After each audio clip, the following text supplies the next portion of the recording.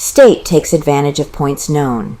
The Atlanta Georgian, Saturday, June 14, 1913.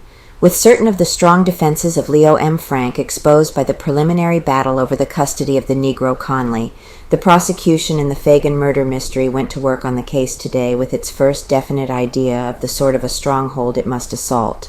It was assured that the accused man's lawyers would not rest with fighting suspicion away from Frank, but would seek to fasten the guilt so firmly upon Conley that Frank not only would be acquitted, but that he would be cleared of every stain which has been cast upon his name and reputation by the terrible charges lodged against him.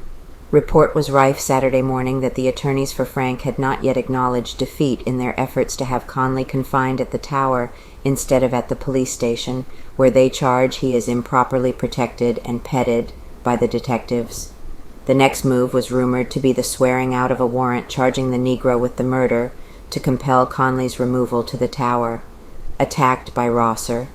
Luther Z. Rosser, chief of counsel for Frank, has branded it most unusual and irregular the procedure which has allowed the negro, who has confessed to being accessory after the fact, to be left without an indictment, continued on page 2, column 1. State plans to break Frank defense, continued from page 1, against him on the charge to which he has virtually pleaded guilty.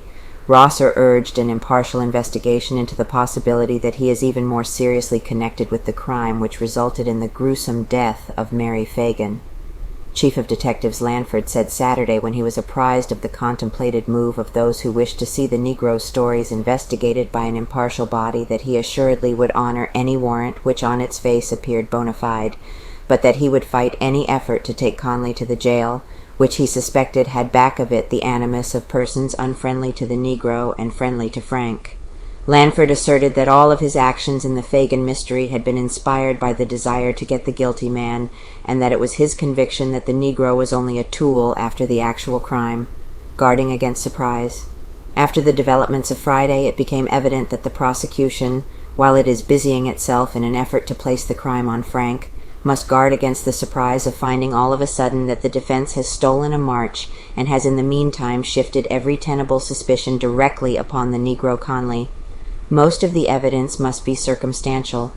Even the Negro's succession of contradictory affidavits, if any one of them is to be accepted, must be regarded as circumstantial, for in none of them does he say that he saw the killing of the girl.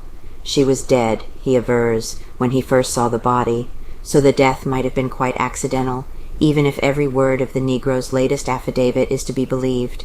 From the fact that the evidence is so purely circumstantial, and that it is a matter of grave doubt whether any of the Negro statements can be accepted as having any element of truth, the defense will maintain, it became evident from its attitude Friday, that the evidence points far more certainly and positively toward Conley as the murderer than toward Frank.